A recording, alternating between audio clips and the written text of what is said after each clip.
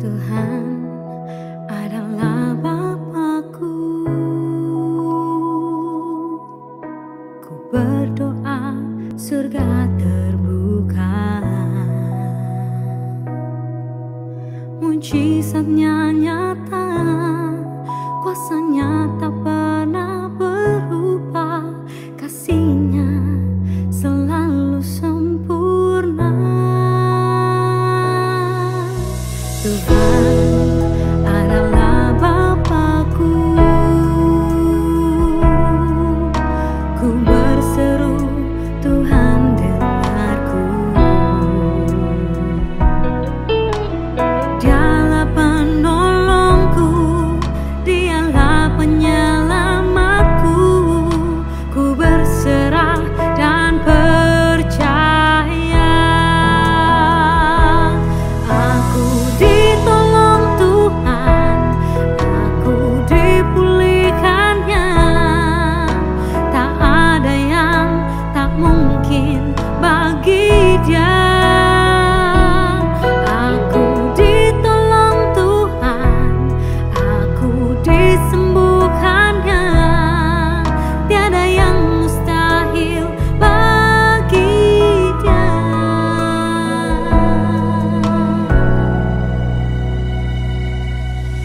Tuhan adalah Bapakku.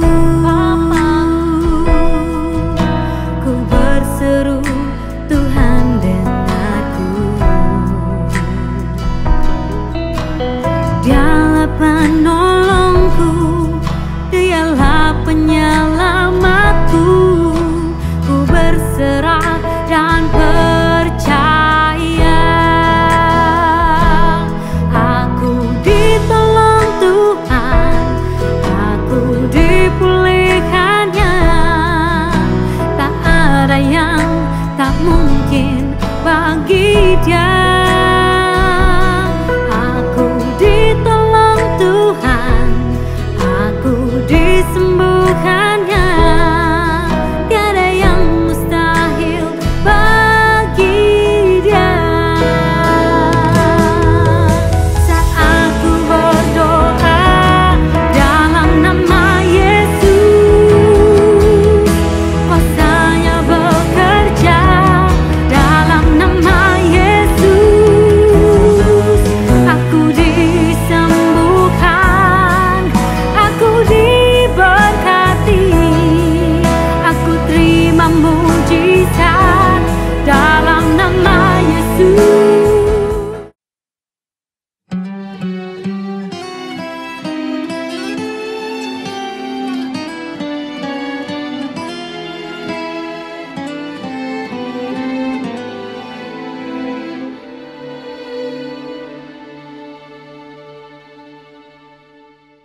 Ku hidup karena percaya, bukan karena melihat.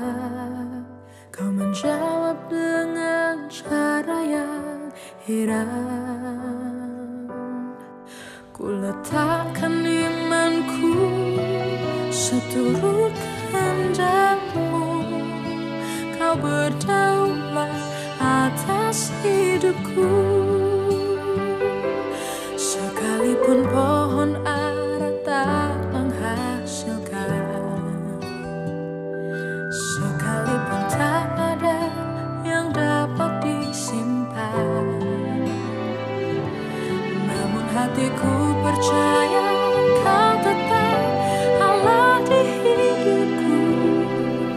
Ku mau tetap bernyanyi, ku memilih memuji-Mu. Hanya Tuhanlah perlindunganku.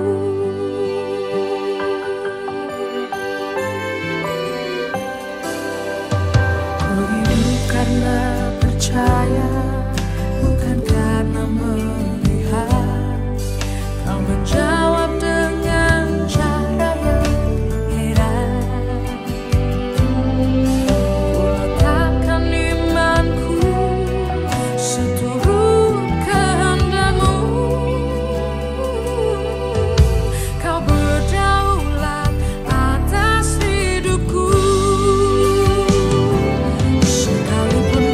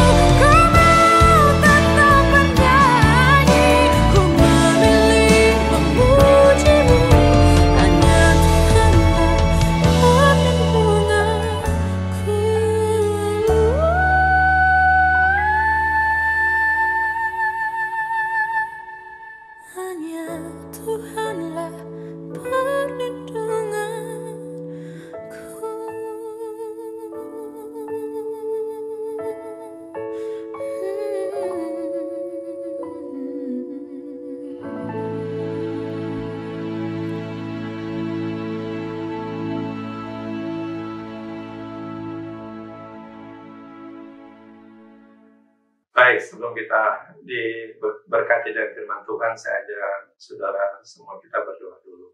Bapak yang baik, kami membutuhkan urapan-Mu. Kami butuh Engkau hadir. Engkau singkapkan firman-Mu, celikan mata telinga rohani kami, berbicara kepada kami semua, sehingga kami mengerti dan digerakkan untuk menjadi pelaku firman. Datanglah kerajaan menjadi kehendak-Mu dalam pemberitaan firman dalam nama Yesus. Haleluya. Amin. Kekasih Kristus, kita langsung membuka Alkitab kita dari Mazmur pasal 37. Saya baca mulai ayat kelima. Serahkanlah hidupmu kepada Tuhan dan percayalah kepadanya, dan Ia akan bertindak. Ia akan memunculkan kebenaranmu seperti terang dan hakmu seperti siang. Berdiam dirilah di hadapan Tuhan dan nantikanlah Dia. Jangan marah karena orang yang berhasil dalam hidupnya, karena orang yang melakukan tipu daya. Berhentilah marah dan tinggalkanlah panas hati itu. Jangan marah, itu hanya membawa kepada kejahatan. Sebab orang-orang yang berbuat jahat akan dilenyapkan, tetapi orang-orang yang menanti-nantikan Tuhan akan mewarisi negeri. Haleluya. Saya percaya kita masuk golongan orang yang percaya dan menanti-nantikan Tuhan. Dalam ayat-ayat ini saya melihat bahwa kesuksesan kita bisa terjadi jika Allah bertindak. Saya ulangi, jika Allah bertindak. Sia-sia kita bekerja kalau Tuhan tidak campur tangan dan bertindak. Kalau Allah bertindak, yang pertama Dia munculkan kebenaran kita seperti terang. Baru yang kedua, hak kita seperti siang. Hak diberkati, hak disembuhkan, hak diurapi, hak dipromosikan, hak dilindungi, dan begitu banyak hak berdasarkan janji Dia. Tapi ingat, Dia ingin menjadikan kita dibenarkan, dimunculkan kebenaran seperti terang. Apa yang harus kita lakukan supaya Allah bertindak? Dalam ayat-ayat ini hanya 3 hal, sangat sederhana. Yang pertama, serahkanlah hidupmu kepada Tuhan. Yang kedua, percayalah kepadanya. Yang ketiga, berdiam diri di hadapan Tuhan. Berdiam dirilah di hadapan Tuhan dan nantikan Dia. Serahkan hidup, percaya, berdiam diri. Saya mulai dari yang pertama. Serahkanlah hidupmu kepada Tuhan. Tuhan bukan minta kita serahkan persoalan hidup kita, tapi tidak serahkan hidup kita. Bukan. Sia-sia kita berdoa, menyerahkan persoalan hidup kita, tapi tanpa menyerahkan hidup kita pada Tuhan. Dan bukan hanya sampai percaya saja. Tapi kalau kita serahkan hidup kita, artinya kita sadar 100% hidup kita milik Tuhan. Kehendak Tuhan yang jadi, pakai kita, pakai saya, utus saya, sesuai kehendak-Mu. Itu yang menyerahkan diri kepada Tuhan. Kedua, percayalah kepadanya. Bukan percaya kepada manusia, bukan percaya pada keadaan, tapi percaya kepada tuntunan rancangan Tuhan. 100% orang Kristen di dunia ini percaya Tuhan. Tapi apakah mereka percaya pada rancangan dan tuntunan Tuhan? Yang ketiga, berdiam dirilah di hadapan Tuhan dan nantikanlah Dia. Tapi ada syarat, dengan tanpa marah, tanpa dengki, iri. Karena jangan marah karena orang berbuat jahat. Orang susah karena jahat. Jangan marah, jangan iri, jangan dengki. Sia-sia kita berdoa berdiam diri kalau masih menyimpan dendam, marah kepada suami, kepada istri, kepada tetangga, kepada mertua, kepada menantu, kepada hamba-hamba Tuhan. Doamu tidak akan didengar. Berdiam diri juga gunanya untuk Tuhan bentuk kita, agar kita dimunculkan kebenaran kita, menjadi orang yang dibenarkan. Baru di situ Tuhan beritahukan rancangannya, visi yang besar kepada kita. Tuhan bertindak di situ, memunculkan kebenaran dan hak kita seperti siang. Apa dan contoh bagaimana Tuhan membentuk seseorang? Ketika Tuhan membentuk dengan ujian. Contoh yang paling konkret, Daud. Daud dipercayakan menjadi raja, tapi dia diuji. Dia uji. Saya baca dulu Kisah Rasul 13 ayat 36. Sebab Daud melakukan kehendak Allah pada zamannya. Daud mengerti kehendak Allah pada zamannya. Setiap zaman, momentum, periode, ada ujian dalam kehidupan Daud. Tuhan memakai Isai, ayah Daud. Tuhan memakai singa beruang, Nabi Samuel, Raja Saul, Eliab kakak Daud, Goliat untuk menguji Daud. Sering kita berdoa, Tuhan kenapa Engkau tidak jawab doaku? Sudahkah kita mau dibenarkan? Bagaimana kita dibenarkan? Supaya Tuhan percayakan hak kita, diberkati, disembuhkan. Hanya satu cara, diuji. Pantas layakkah kita mendapatkan semua itu? Nah, saya lihat pertama periode Daud di rumah orang tuanya bernama Isai. Isai menyuruh dia mengembalakan kambing domba yang cuma 3 ekor. Ingat, profesi mengembalakan kambing domba di zaman itu di Timur Tengah, profesi yang sangat hina di mata manusia, tapi tidak di mata Tuhan. Daud tetap menjalankan. Dan Tuhan uji. Apakah pekerjaan yang hina di mata manusia ini dia tahan uji? Tuhan kirim beruang untuk makan dombanya. Tuhan kirim singa. Karena dia benar-benar bertanggung jawab. Dari bertanggung jawab, dia mempertahankan kawanan kambing dombanya. Tuhan berikan kekuatan ekstra. Dia bisa kalahkan beruang, dia bisa merobek mulut singa. Itu. Kenapa kita lemah, tidak punya kekuatan? Karena kita tidak tahan uji. Karena kita tidak mau bertanggung jawab dalam pekerjaan kita, dagang kita, rumah tangga kita, pelayanan kita, sehingga kita lemah. Walaupun sebagai anak bungsu, dia tetap menyenangkan hati bapaknya. Padahal ujian di padang rumput itu sangat bahaya di mata manusia. Ancaman dari beruang dan singa, dia tidak mundur. Setelah Daud diurapi menjadi raja oleh Nabi Samuel, karena Raja Saul sudah tidak berkenan di mata Tuhan, Samuel datang ke rumah Isai, ayah Daud. Isai tidak memperhitungkan Daud. Dia munculkan anak pertama bernama Eliab. Samuel dibilangin sama Tuhan bilang bukan dia. Anak kedua juga bukan. Anak ketiga, keempat, kelima bukan. Akhirnya Samuel tanya pada Isai, sudah semua kayaknya anakmu? Baru Isai sadar. Ada anak yang aku tidak perhitungkan di padang rumput, mengembalakan kambing domba. Samuel katakan, cepat ambil dia. Dan diurapi jadi raja. Setelah diurapi untuk jadi raja, tidak serta-merta naik tahta. Ada ujian. Ujiannya, Saul masih ada di atas tahta. Saul suka kerasukan setan. Daud dipanggil karena dia ahli main kecapi untuk menghibur Saul lagi sedang kerasukan itu. Dengan permainan kecapi yang piawai dan indah, Saul bisa tenang, lepas dari kerasukan. Itu ujian. Kemudian diintimidasi oleh Eliab. Ini ujian. Isai suruh membawa Daud ke medan perang karena kakaknya yang tertua Eliab dan kakaknya kedua ada di sana sebagai prajurit. Dia bawa makanan. Kalau zaman sekarang bawa rantang. Sampai di sana Eliab bukan berterima kasih, tapi Eliab menghina Daud. Apa kata Eliab? Engkau taruh di mana kambing domba yang 3 ekor itu? Andai kata Daud tersinggung di medan perang itu, sudah lain cerita.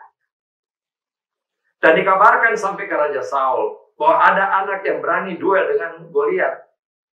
Saul panggil anak itu. Saul lihat ini nggak mungkin. Saul katakan, intimidasi dari Saul, orang pertama Israel. Engkau tidak mungkin kalahkan dia. Karena dia sejak mudanya sudah jadi prajurit, sekarang dia panglima perang. Tubuhnya besar, raksasa. Mana mungkin engkau anak-anak yang masih imut-imut bisa kalahkan dia. Tapi apa jawab Daud? Singa dan beruang aku pernah kalahkan. Orang yang tidak bersunat itu yang mencaci maki Allah dan barisan Allah akan sama seperti binatang itu. Saul bingung dan diizinkan. Sampai di medan tempur, arena tempur. Goliat kaget lihat anak kecil yang maju.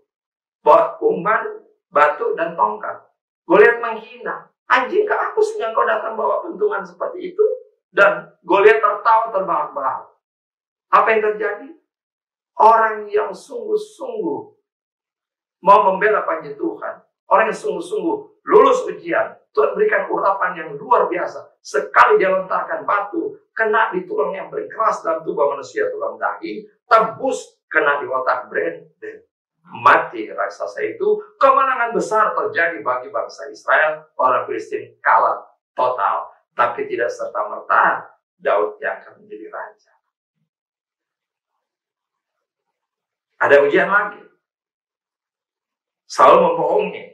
Engkau boleh nikah dengan anak perempuanku bernama Merab. Daud sudah senang sekali. Ternyata Merab dikasih kepada Adriel orang Mehola. Dia tidak kecewa. Dia tidak katakan raja kayak apa ini. Mempermainkan aku, membohongi aku. Tidak. Kemudian Saul panggil lagi Daud, engkau boleh menikah dengan anakku yang perempuan yang lain lagi. Ini bernama Mikal. Tapi dengan syarat kasih mas kawin tidak usah berupa harta benda. Engkau bawa 100 kulit katan orang Filistin. Engkau harus sunat 100 pemuda orang Filistin. Bawa potongan sunat itu kemari. Ini kan jebakan untuk membunuh Daud di negeri orang Filistin. Dia harus kalahkan 100. Diberikan jangka waktu. Apa yang terjadi? Sebelum sampai jangka waktu, Daud membawa 200 kulit katan orang Filistin. Daud adalah pribadi yang melampaui target. Targetnya 100, dia bawa 200. Targetnya misalnya 2 minggu, dia selesaikan 1 minggu. Apakah saudara lulus ujian dalam tempat pekerjaanmu? Bersungut-sungut. Kan ini proyek impossible. Mana mungkin ke negeri orang Kristen enak aja sunat mereka. Dan bahwa pada zaman itu mereka belum bersunat. Daud berani. Mau. Tulus. Dia lulus ujian. Dari intimidasi itu membuat takut. Akhirnya dia muncul jadi emas. Saya mau kasih tahu sama saudara. Saudara, kita semua percaya Tuhan. Haleluya. Tapi apa engkau dipercayai Tuhan? Siapa orang yang dipercayai Tuhan? Itu orang yang dibentuk melalui ujian. COVID-19 ini adalah ujian. Ujian bagi gembala, ujian bagi majelis, ujian bagi jemaat. Saya tidak usah menyindir banyak pendeta yang melarikan diri. Ini adalah ujian. Berhenti bersungut-sungut. Tidak usah saling menyalahkan. Ada maksud Tuhan di sini.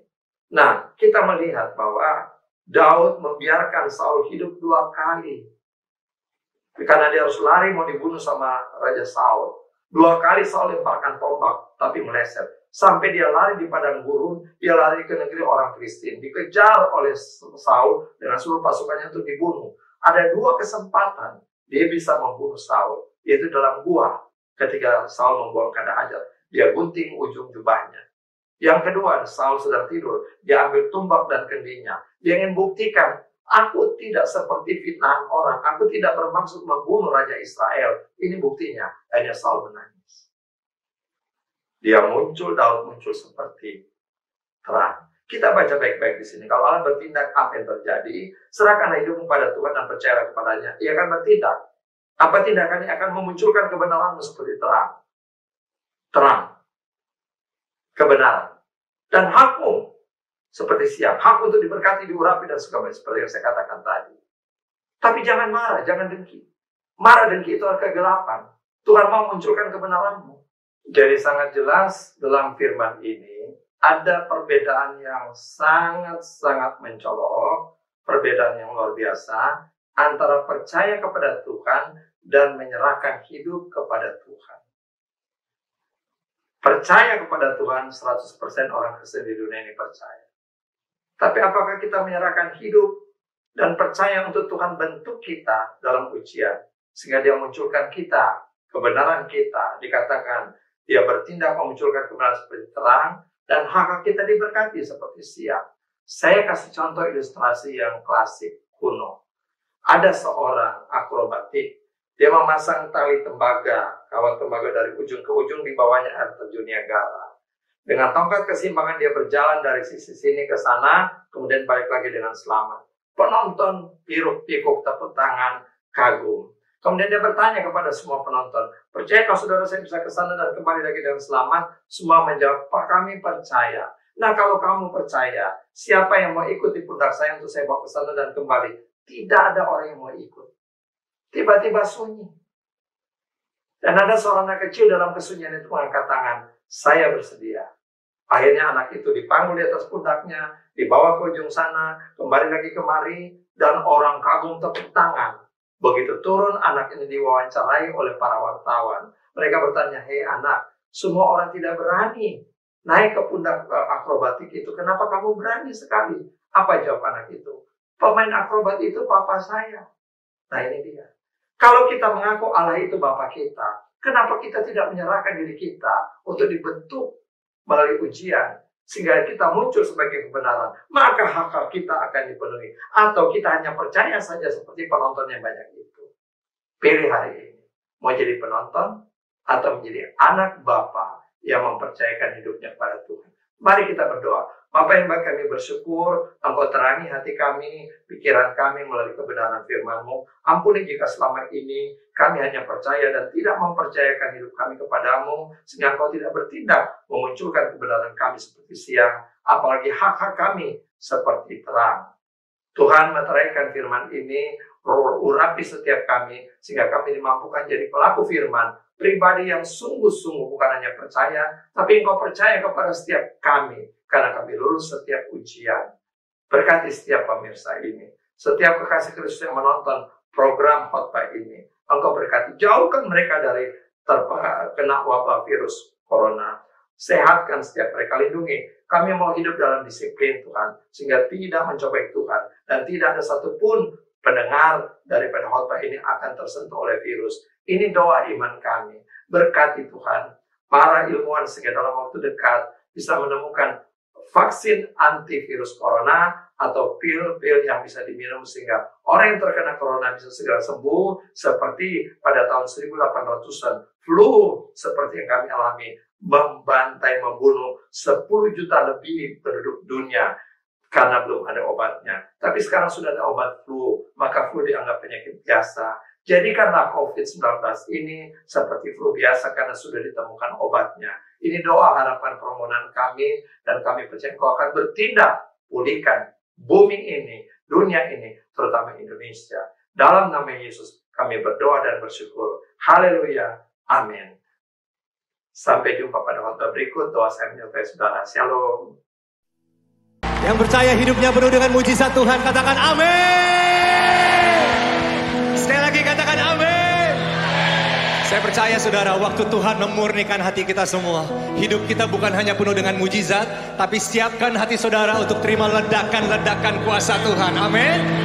So ini lagu terakhir, saya gak mau saudara berdiam diri. Saya mau saudara melompat, saya mau saudara menari. Bebaskan tubuh saudara, bebaskan roh saudara. Kita mau all out buat Tuhan kita. Amin. Yang siap terima ledakan Tuhan katakan amin.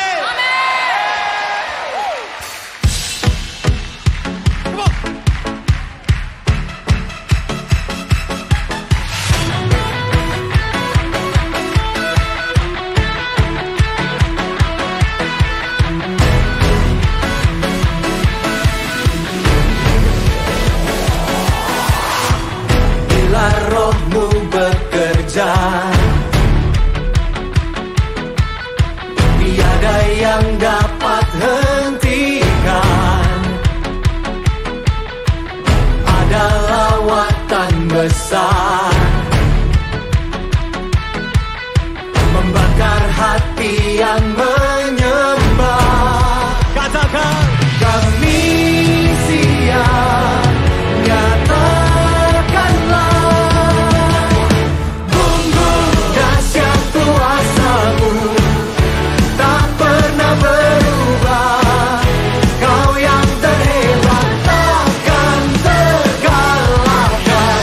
Bumbu dahsyat lawatan-Mu tercurah atasku.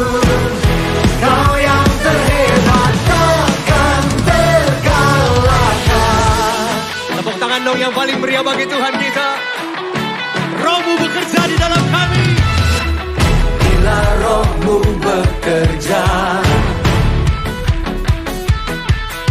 tiada yang dapat hentikan. Ada lawatan besar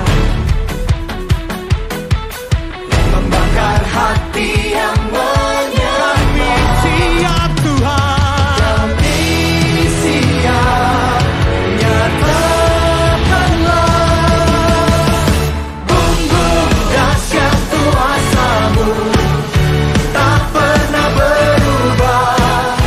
Kau yang terhebat takkan terkalahkan. Bumbu dahsyat lawatan-Mu tercurah atasku. Kau yang terhebat takkan terkalahkan. On piano, Joseph S. Java. And give it up for all NDC worship musicians and the orchestra.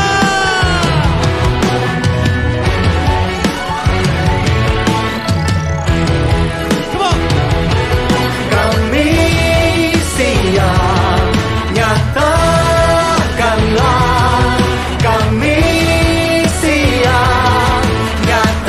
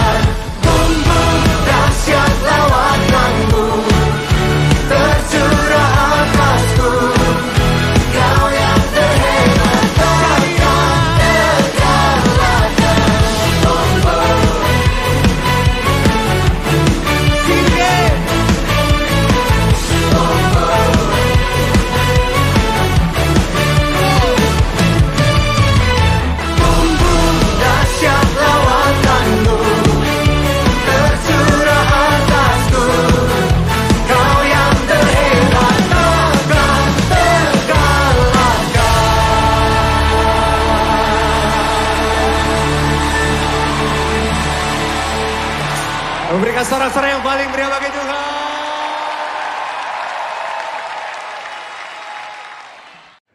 Sekarang, terimalah kasih karunia dan damai sejahtera Tuhan Yesus Kristus.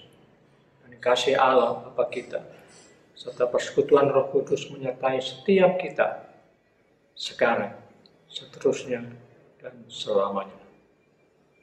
Amin.